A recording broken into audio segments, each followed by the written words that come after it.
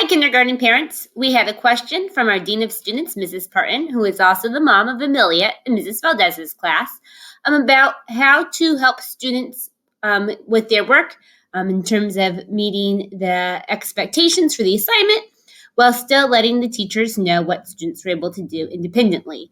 And we came up with the idea of the red editing pin. So in your bag of this month's supplies that will actually last you all the way until January, you have a red pin. I just made a little note on here that says red pin tidbits. We try to do our best, and sometimes we make mistakes, but don't worry. First, we want to shout out the amazing effort that our parents are putting in as learning partners. You guys are so clear on what our expectations are for each assignment and what our grade level standards are. The help that you give your students is amazing, and the work that they're submitting is awesome.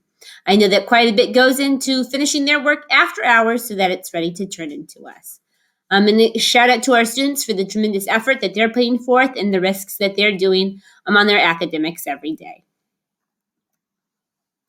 If you're wondering why to use the red pin, it allows parents to model good practices for students. This is what you are already doing when you're making sure that their numbers are facing the right direction on their roll and write, or you're checking to make sure that they have capitals and periods on their sentences.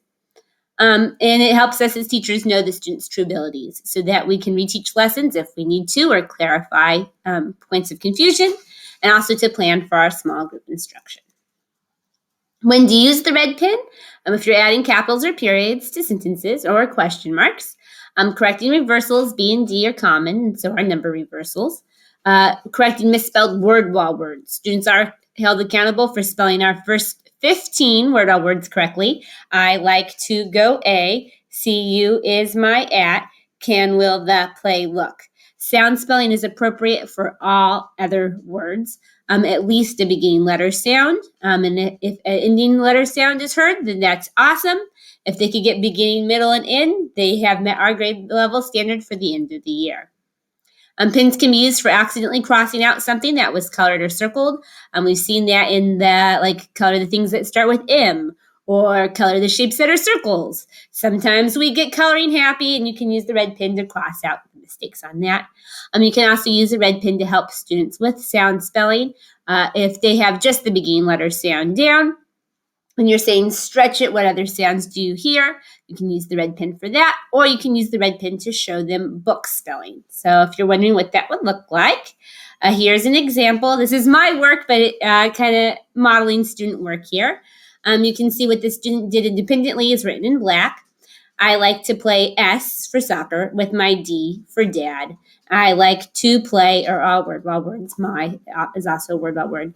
And you can see on this page that the red pin is used two different ways. On one way, the students are using the red pin to expand their sound spelling with assistance. And then on one, the grown-up is modeling the book spelling for the word soccer, and the grown-up is using the pin there.